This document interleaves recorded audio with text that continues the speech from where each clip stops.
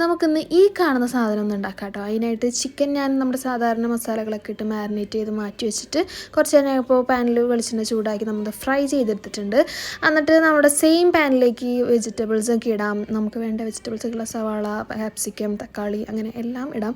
അതിലേക്ക് കുരുമുളക്, ഉപ്പ്, നമ്മുടെ കയ്യിലുള്ള സോസസൊക്കെ ഒഴിക്കുക. സോസസൊക്കെ ഇട്ടിട്ട് നല്ലോണം സോട്ട് ചെയ്തെടുത്ത് നമ്മുടെ മസാല ഇവിടെ റെഡി ആയിട്ടുണ്ട്. ഈ ബണ്ണ് എനിക്ക് ഇക്ക കൊണ്ടു തന്നതാണ് കേട്ടോ. ഇത് കണ്ടപ്പോൾ അതിലുണ്ടാക്കാനൊരു പൂതിയായിട്ട് ഞാൻ ഉണ്ടാക്കിയതാണ് ഈ സംഭവം. ഇതെങ്ങനെയാണെന്നൊന്നും എനിക്കറിയില്ലായിരുന്നു. അത് കണ്ടപ്പോൾ ഉണ്ടാക്കാനൊരാഗ്രഹം. ഇത് സെറ്റാവുമെന്ന് എനിക്ക് വലിയ പ്രതീക്ഷയൊന്നും ഉണ്ടായിരുന്നില്ല. അങ്ങനെ ഞാനത് എടുത്തിട്ട് അതിലേക്ക് മസാലയൊക്കെ ഫില്ല് ചെയ്ത് വെക്കുക. അത് പാളിപ്പോയി ഗൈസ്. പക്ഷേ നമ്മൾ തളരരുതല്ലോ.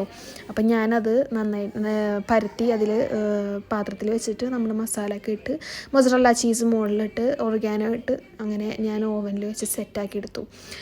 അപ്പോൾ അവസാനം ഇങ്ങനെയാണുള്ളത്. കഴിക്കാനൊക്കെ നല്ല ടേസ്റ്റ് ഉണ്ടായിരുന്നു. പക്ഷെ നമ്മൾ വിചാരിച്ച പോലെ ആയില്ല എന്നേ ഉള്ളൂ.